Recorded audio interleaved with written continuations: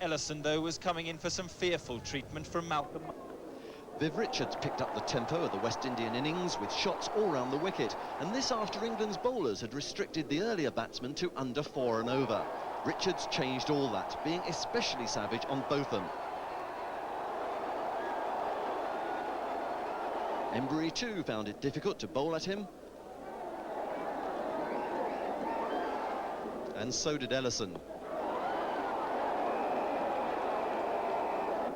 Richards raced to his 50 from just 25 balls.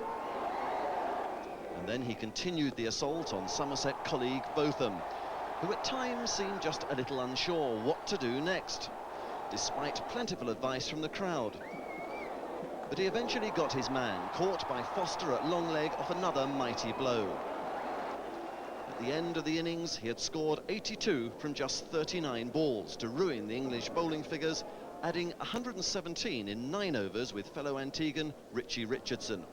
England's batsmen needed to score at over 6 and over, and gambled by sending in Botham to open with Gooch. But once again, Richards got in on the action with a juggling catch at mid-on. But Gooch took up the challenge with a 6 in the Richards mould. Slack in his first international offered valuable support before he fell to a catch behind off Walsh, perhaps confirming the umpire's decision by his initial reaction to walk.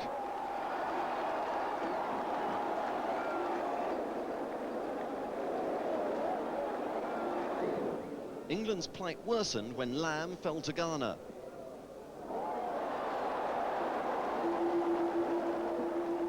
But by now, Graham Gooch was timing the ball magnificently, with all the bowlers coming alike to him.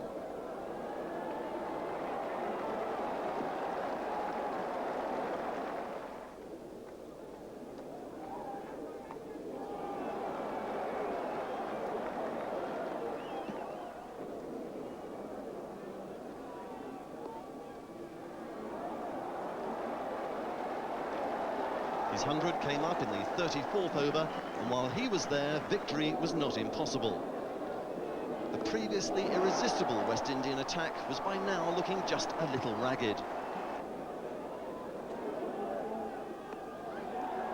When Gooch brought up the 200, 3 overs remained, and though Gower and Willey had gone, Smith kept the score going at the other end.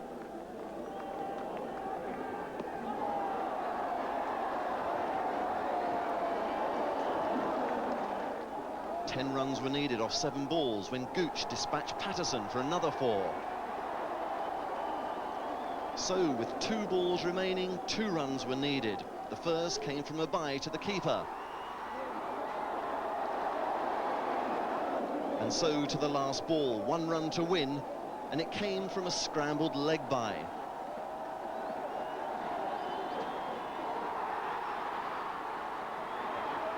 With Graham Gooch 129 not out, England had gained an improbable victory by 5 wickets, their first in a one-day international in the Caribbean.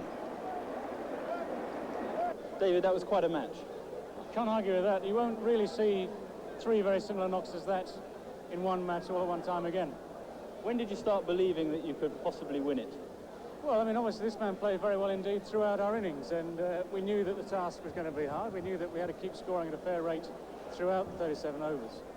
But really, the last sort of 20 overs there, we're always still having, still in with the rate there, still up with it, looking at it. I mean, when I went out there to join him, he was saying, we can still. I said, yeah, of course we can. He was still going. I'm still trying. You're still going.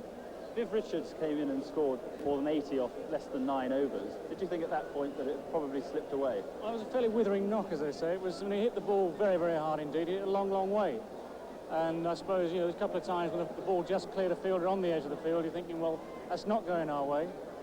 And then 1 or 2 other instances you thought, well, you could be excused thinking things aren't going our way. But again, all thanks to this man here on my left, we managed to pull it round. Would you say that Graham Gooch won the match almost single-handedly for you? Well, yes. I mean, it's just the single major contribution, which has outshone anything else that's been seen today. Graham, did you ever anticipate scoring 129 against probably the best bowling attack in the world? Well, they're a good side, but a lot of other people had their good days against them as well, so otherwise if we didn't believe we could do well, it wouldn't be worth playing the game. You reached 50 very quickly. At what stage did you believe that a win was on the cards? Well, you keep going. We've played a lot of one-day cricket, quite experienced, so you keep going, hoping, picking up a few runs here and there, and I thought we had a good chance when David came in towards the last sort of 10 overs. We still needed quite a few, but we only need to have 1 or 2 good overs and you're back in the game. And the bowling side don't bowl so well when it gets tight. They get a bit edgy, so we hung in there, and fortunately today it went our way. Mark Austin, the interviewer, and confirmation of an England win that will really boost the confidence. They win by 5 wickets, and that... Months intense patient came in.